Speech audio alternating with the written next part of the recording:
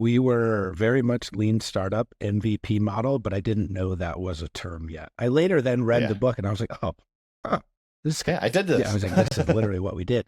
Yeah, because the MVP, the minimum viable product, were the templates.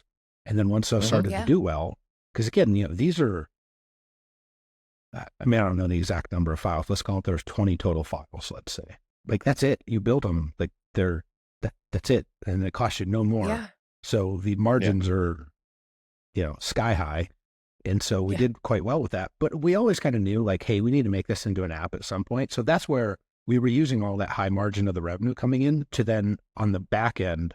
And again, this is a couple-year process, of course. Building apps isn't something we just kind of do overnight. No. And then I think back in 2015, 16, 17, making an app was hundreds of thousands of dollars, right? And this wasn't it wasn't like it is today where there's, kits for everything and you can, every app looks about the same and you just, change the back end, change the wording.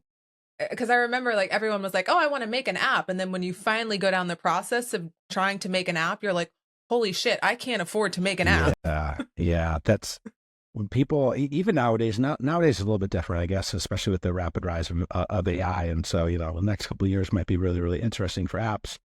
But yeah, I remember having lots of conversations with people. They're like, hey, I'm an influencer. I'm a creator. I'm going to create my own app. And I was like, okay. Like, you're adorable. Interesting. I was like, do you know much about it? I'm like, oh, but I've got a lot of people that follow me, so I should sell them something. Like, okay. I get that logic. And so I always told people, especially now because there's some different coaching platforms out there, I'm like, all right, go use one of these that's already pre-built and get like 80 to 90% of the way there of what you want. That other 10% that you really, really want or like, or it's a nice to have, is not worth the headache of building it yourself. Like, use the custom built stuff that you guys were talking about. So worth it. So how did you guys make that decision of, hey, we're gonna build the app now? And then you guys obviously aren't app developers. So was it, hey, I'm gonna just research, call people, figure it out? Unless Mike does that on the side too. Yeah, maybe. No, I wish that'd be a much better story. So there's kind of a 3-part process here. The first was we talked to an app developer, flew down to Miami and spec'd some stuff out and spent like roughly $40,000 to $50,000, I think, just on that.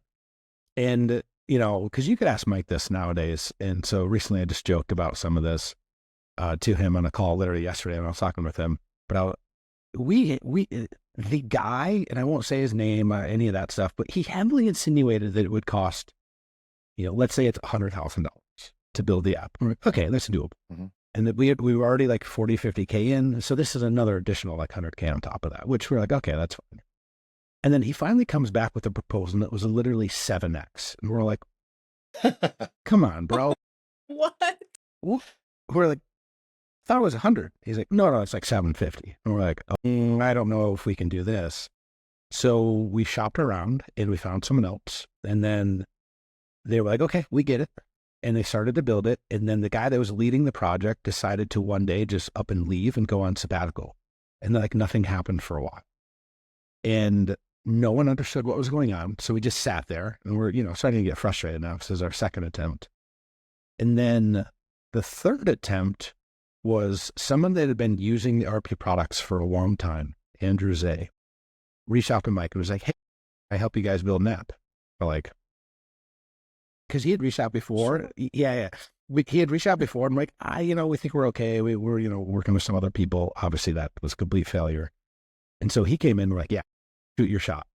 And that was, let's call it like, timelines are a little hazy, but let's call it early 2018. And he is our CTO technical founder to this day. So he's basically the third founder with Mike and I.